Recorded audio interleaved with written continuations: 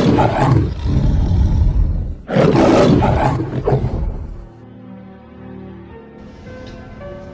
what's up, y'all? This is your boy, Y'all's Chosen One. We are in Judges chapter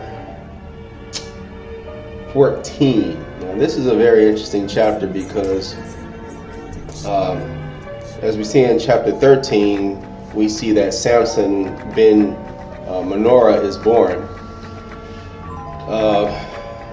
The oath has already been made. The Most High had already gave instructions for this. In chapter 14, we see that Samson, and it's kind of like today, when you see like interracial couples.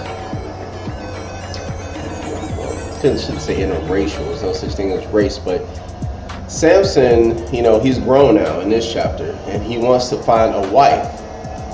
But instead of finding a wife among the Israelites, he finds a wife among the Philistines. And the Philistines were sworn enemies to us. And this guy wanted to, whatever Deliah had, she must have been, she must have looked good or whatever. And she pleased Samson.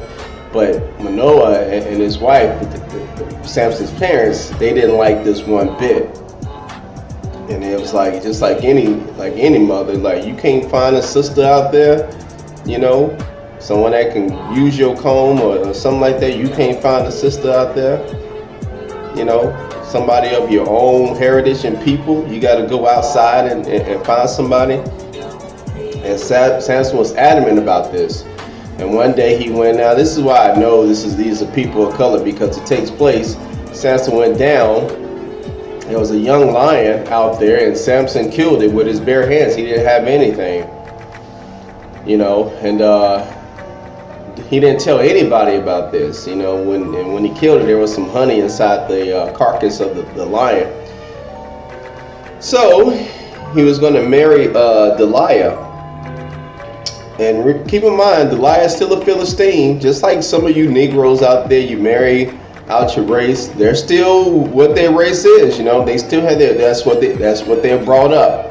That's how they're brought up. They brought up with the customs of their people. Nothing changed just because you married them. They still have those emotions and feelings inside of them of who they are. So these people, Samson made some kind of wager with them.